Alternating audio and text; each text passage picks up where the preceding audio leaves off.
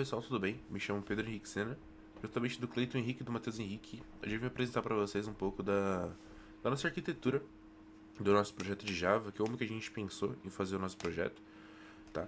Então, antes de qualquer coisa, acho que vale a gente colocar aí também o que a gente está fazendo de fato, né, junto do nosso projeto. Então, o nosso projeto ele serve para basicamente gerenciar estoque, né, tipo integrar basicamente dados médicos farmacêuticos com arquitetura back-end e com um back-end também de C Sharp, mas basicamente para monitorar ali e rastreabilizar o remédios, né, para a gente ter essa auditoria, podemos dizer assim, e que a gente não perca a quantidade de remédios vencidos, que a gente tenha tudo isso na palma da mão, e basicamente é isso que o nosso projeto faz. Então, como eu falei, nós utilizamos o Java e nós utilizamos também o C Sharp como back-end, mas o foco desse vídeo aqui é mais o Java, beleza? Bom, falando um pouco mais sobre a arquitetura do projeto, basicamente nós organizamos nosso projeto em arquitetura em camadas. O que isso significa? Significa que nós fizemos uma divisão de responsabilidades.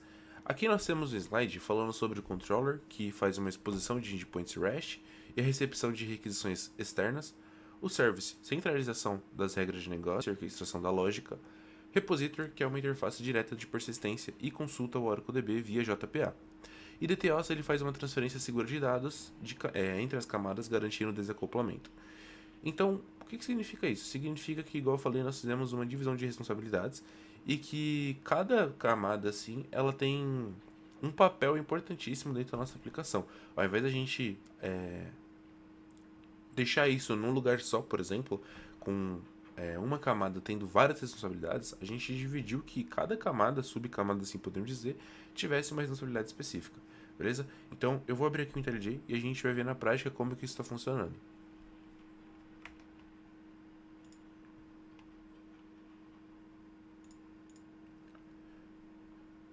Bom, agora que com o IntelliJ aberto, vou mostrar para vocês como que o nosso projeto está organizado.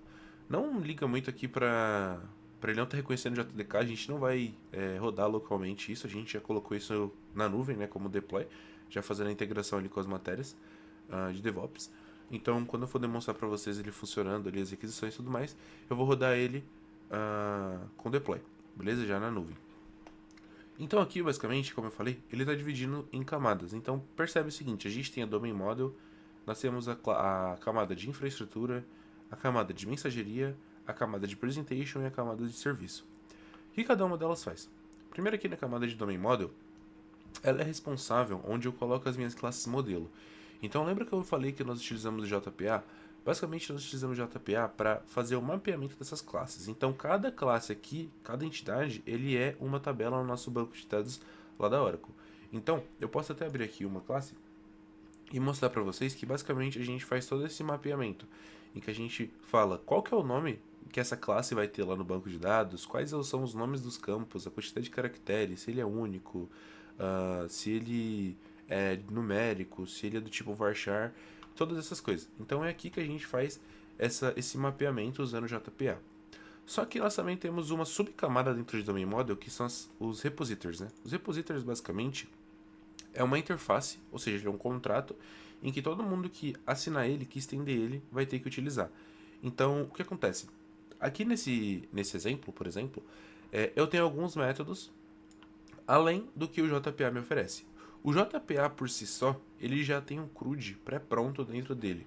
Então, toda vez que eu for utilizar o JPA, eu já tenho todo o método ali de criar, de deletar, atualizar, de buscar por ID, buscar todos os objetos, por exemplo, dentro dele já é próprio, tá? Então, por exemplo, eu posso vir aqui, ó, nessa interface que eu abri, tá vendo que eu não tenho nenhum método diferente do Active Ingredient Procedure aqui, por exemplo. Por quê? Porque para mim, todos os métodos que tem JPA já são suficientes. Então, eu não preciso criar métodos dentro do repository para utilizar ou fazer uma regra de negócio para eles. Aqui, eu criei, né, novos métodos, além dos métodos que já tem no JPA, porque eu precisava. Mas esses métodos aqui para mim também eles já são mais do que o suficiente.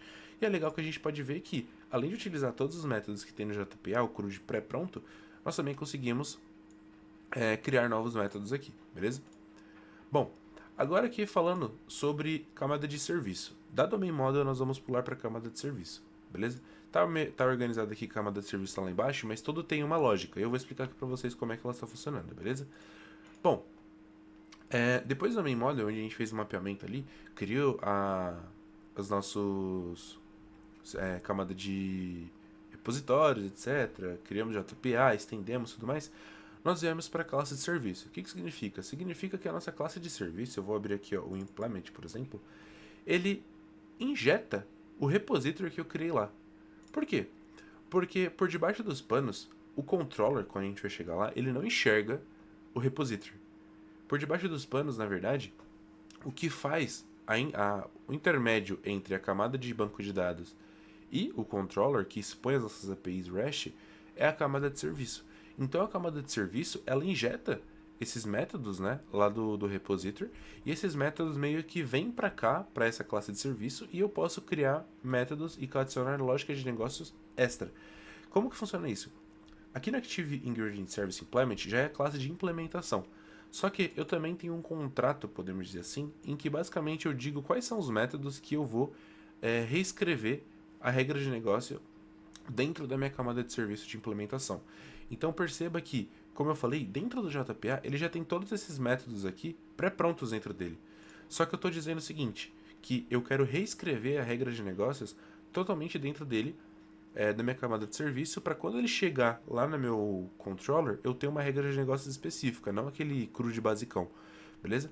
Então, como eu falei, por debaixo dos panos, uma coisa liga a outra. Mas, por exemplo, a camada de repository, de banco de dados, ela não consegue enxergar a camada de controller. Ela tem um intermédio por debaixo dos panos. Só que, como eu falei, por debaixo dos panos, uma, teoricamente, vai acabar se encontrando. Por quê? Porque aqui na camada de serviço, ela no final das contas tem a camada de repository injetada nela. Mas isso não quer dizer que a camada de repository esteja diretamente ligada à camada de controller, beleza? Bom, agora que a gente falou sobre a nossa camada de serviço ali, onde a gente coloca ali as nossas regras de negócios e tudo mais, vou falar agora sobre os nossos controllers. Só que antes de chegar nos controllers, eu quero chegar num ponto importante que é o Transfer Objects, que é o DTO. Data Transfer Objects, né? Uma transferência de dados em objetos. Basicamente, o que eu quero dizer? Eu quero dizer que, ao invés de eu expor a minha classe, né, principal e ela completa, basicamente eu vou expor uma subclasse, podemos dizer assim, que é o DTO, e eu vou dizer o que eu quero que ele apareça lá na hora que eu fizer a requisição. Porque, igual eu falei, ao invés de eu expor a minha classe principal, eu simplesmente vou expor os dados que eu quiser. Então, é que eu consigo fazer validações. Então, eu consigo, por exemplo, validar um campo que ele não pode ser vazio. Eu consigo fazer uma validação para dizer que, por exemplo, o ID ele não precisa estar na minha requisição, certo? Eu consigo falar com a quantidade de campos que ele tem, por exemplo. Então, além de eu não expor a minha classe principal, eu também consigo fazer todas essas validações, o que é muito importante para manter a sua aplicação escalável, beleza? Então o DTO ele é muito importante. E é o DTO que vai ir lá para o controller, né? No controller, igual eu falei, ao invés de eu expor na minha classe principal, eu vou chamar o DTO, certo? Bom, agora que eu falei sobre o DTO, eu vou falar sobre os controllers, enfim. Imagina que no controller, ele é o responsável por expor as nossas APIs REST para o mundo. Então aqui nele eu preciso fazer as anotações de REST Controller, eu preciso criar uma rota para ele. Então, por exemplo, nós já estamos na Sprint 4, então ele já está na versão 4. Aqui eu consigo também fazer a documentação do Swagger, então eu consigo colocar qual que é o nome desse meu método, o que ele faz, né? E aqui eu consigo criar as operações de get, de put, delete, de post, por exemplo, tá? Então, igual eu falei, ó, ao invés de ele utilizar a minha classe principal, ele está utilizando a minha classe DTO. Mas, tipo, por debaixo dos panos, igual eu falei, uma coisa vai se interligar na outra, mas nem tudo tem uma ligação direta, beleza? Bom, essa aqui basicamente é a nossa arquitetura, né? A gente tem outras camadas aqui, por exemplo, de mensageria, onde a gente consegue criar, por exemplo, uma rastreabilidade, né, sobre os estoques de remédio. Quando a gente faz uma requisição por debaixo dos panos ali em background, ele mostra para onde esse estoque foi, de onde ele saiu, assim por diante. E também é mais uma camada que a gente tem. A gente tem uma camada também aqui de infraestrutura, onde a gente consegue fazer as exceções, por exemplo, a gente consegue configurar a nossa autenticação, né, a segurança do nosso projeto. E basicamente é isso que a gente tem aqui de a arquitetura do nosso projeto. Como eu falei, nosso projeto foi organizado em camadas, é uma arquitetura em camadas. Cada subcamada ali, ela tem uma responsabilidade. Ao invés da gente agrupar né, deixar isso centralizado numa camada só, a gente divide e o projeto fica bem mais intuitivo e bem mais escalável dessa forma, beleza? Eu sou o Clayton e eu vou apresentar a parte da stack tecnológica e da mensageria utilizadas no back-end do projeto MedSave. A base da nossa aplicação foi desenvolvida com Java e Spring Boot, porque essa tecnologia permite criar APIs de forma organizada, escalável e com boa separação de responsabilidades. Com isso, conseguimos construir endpoints para a comunicação entre o sistema, o aplicativo e o banco de dados. Na parte de segurança, utilizamos o Spring Security, que é responsável por controlar a autenticação dos usuários, proteger as rotas da API e garantir que apenas pessoas autorizadas consigam acessar determinadas funcionalidades. Isso é muito importante no MedSave, porque o sistema trabalha com dados sensíveis relacionados à gestão de medicamentos. Para a persistência dos dados, utilizamos o Oracle Database, integrado com Spring Data JPA e Hibernate. Essa escolha facilita a comunicação entre a aplicação Java e o banco relacional, permitindo trabalhar com entidades, relacionamentos e operações de CRUD de forma mais eficiente. Além disso, também implementamos a parte de mensageria e eventos utilizando o ActiveMQ. Mensageria é uma forma de comunicação em que uma parte do sistema envia uma mensagem para uma fila ou tópico e outras partes podem consumir essa informação depois. Isso ajuda a deixar a solução em Java mais desacoplada e distribuída, porque o fluxo principal da aplicação não precisa executar todas as tarefas ao mesmo tempo. Por exemplo, quando acontece uma atualização de estoque, a API realiza a operação principal e também publica um evento com os dados dessa movimentação. A partir disso, outros consumidores podem tratar esse evento para gerar notificações, histórico ou auditoria. Na parte de notificações, a mensageria ajuda a disparar alertas sobre movimentações importantes, como baixa de estoque, transferência ou saída de medicamentos. Isso melhora a comunicação entre os módulos do sistema e permite acompanhar situações críticas em tempo real. Já na parte de rastreabilidade, a mensageria funciona também como uma forma de auditoria. Em um endpoint de atualização de estoque, por exemplo, o evento pode registrar qual medicamento foi movimentado, a quantidade, de qual estoque saiu, para qual estoque foi, quem realizou a ação e o momento da operação. Então, resumindo, a stack com Spring Boot, Spring Security, Oracle, JPA, Hibernate e ActiveMQ foi escolhida para tornar o MedSave uma solução mais segura, organizada, escalável e preparada para lidar com processos importantes da gestão de medicamentos. Bem, eu sou o Matheus, sou um dos integrantes aqui do grupo da MedSave. Vou estar continuando a apresentação aqui sobre a integração. Bem, como funciona a integração do nosso projeto? Começando pela parte visual, a gente tem um mobile, que seria a parte que é exposta ao usuário, onde ele consegue interagir com o nosso sistema. Esse mobile foi desenvolvido ali em React Native e ele não faz a conexão direta com o nosso banco, né, ali desenvolvido pelo no Oracle Database. Para a gente fazer essa conexão, a gente utiliza ali duas APIs, que seria a API de Java e a API de C Sharp. Elas se complementam, sendo que cada uma tem uma funcionalidade diferente da outra. Então, a nossa API de Java, ela faz uma conexão ali com o Oracle Database, né, com o banco de dados, utiliza uma conexão de Hibernate. Então, o principal foco dessa API é fazer ali a autenticação do usuário, fazer a busca e cadastro de medicamentos. Enquanto a API de C Sharp ela é focada um pouco mais na parte de estoques, então tem a questão de controlar a quantidade de medicamentos no estoque e movimentação entre as unidades ali na parte de estoque. Então, como forma só de demonstração, uma breve demonstração da nossa API, a gente tem aqui ela já executando, eu deixei ela executando localmente, aqui, tô sem memória, mas ela já está rodando aqui no Spring Boot. O nosso Swagger está aqui, então, por exemplo, ela é focada ali na parte de autenticação, então, por exemplo, a gente pode passar aqui um JSON de login, e aí a gente pode executar. Ele vai dar um token aqui que a gente pode utilizar para autenticação.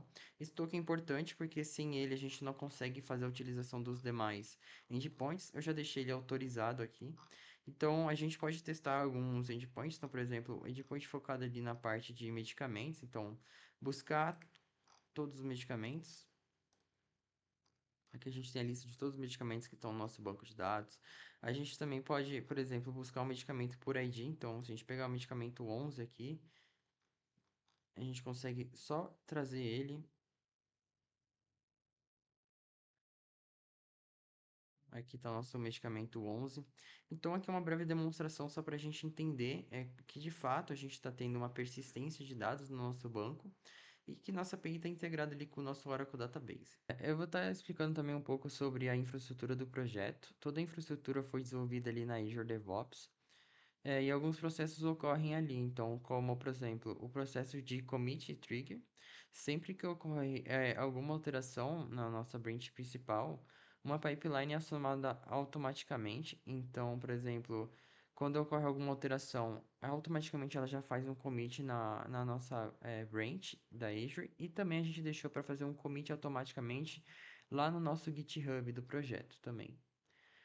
O segundo seria o build testes, onde o projeto ele é compilado e também é feito testes de maneira automática nele, o que ajuda a gente a garantir ali que as funcionalidades que já existem estão ocorrendo como a gente espera que elas ocorram.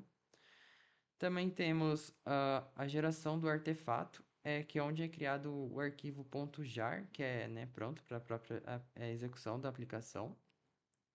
E também, por fim, temos ali a parte do deploy, que permite a gente realizar o deploy em ambiente de produção de forma mais ágil, tirando a questão da gente ter que ir manualmente e colocar ali em deploy. Esse fluxo ele foi desenvolvido de maneira que ele busca ali focar no mercado, né, no mercado profissional, trazendo também qualidade para o nosso projeto, automação e segurança ali na entrega dos nossos sistemas. Aqui dentro do nosso GitHub, aqui embaixo, quando você vai descendo, você tem todas as informações de como rodar o projeto e tudo mais. Se você quiser usar o Docker também. Só que a gente tem uma informação importantíssima aqui, ó, nosso web app, o deploy do web Java. Tá? Se eu clicar aqui, ele vai abrir. Ele já estava aberto aqui, ó. Mas eu só vou voltar para deixar uma página no Git e outra página no Swagger. E aqui, basicamente, a gente já tem a nossa aplicação rodando na Azure, tá? A gente consegue ver aqui, ó, pelo domínio dele, que ele está na Azure. Se eu abrir aqui, ó, ele não está rodando nada. Como eu falei, ele nem tem a permissão de rodar, porque ele não está entendendo o meu Java aqui no IntelliJ. E aí que a gente consegue fazer algumas requisições. Como eu falei, o nosso projeto ele tem security, tá? Então a gente precisa fazer um login para que ele autorize as nossas requisições, tá? Senão ele vai dar forbidden. Então, teste 120526. Esse aqui só é um usuário de teste que a gente criou para utilizar sempre. Então aqui, ó, ele gera um token pra gente. Quando ele gera esse token aqui, a gente consegue lá em cima fazer authorize. Quando a gente faz authorize aqui, a gente já consegue fazer todas as requisições. Então, por exemplo, eu quero fazer aqui, ó, o message test para ver se ele tá ok. Vou dar o execute, ele tem que retornar ok para mim, ó. Tá funcionando, beleza. Beths. Aqui também tem a nossa requisição. Vou lá nos medicamentos, que é o ponto principal do nosso projeto. Se eu der um get all aqui, der um execute, ó, ele vai trazer para mim todos os medicamentos, tá? Ó, trouxe para mim todos os medicamentos que estão dentro do meu projeto, beleza? Eu consigo fazer um get por ID, assim por diante. Sei lá, um 2 aqui. E ele traz para mim da mesma forma. Bom, e dessa forma aqui a gente conseguiu demonstrar também que a nossa aplicação ela tá no ar, que ela tá funcionando. Agora a gente vai ter uma demonstração sobre como que o nosso aplicativo em si está funcionando com as integrações feitas, né? Então a gente conseguiu integrar o nosso aplicativo mobile, o Java, o C Sharp, todo o nosso back-end, e o nosso back-end conversa com o banco de dados, nosso back-end ele já está na nuvem, então todas as matérias elas estão conversando entre si, e a gente vai ter uma ideia de como que o nosso aplicativo está funcionando agora.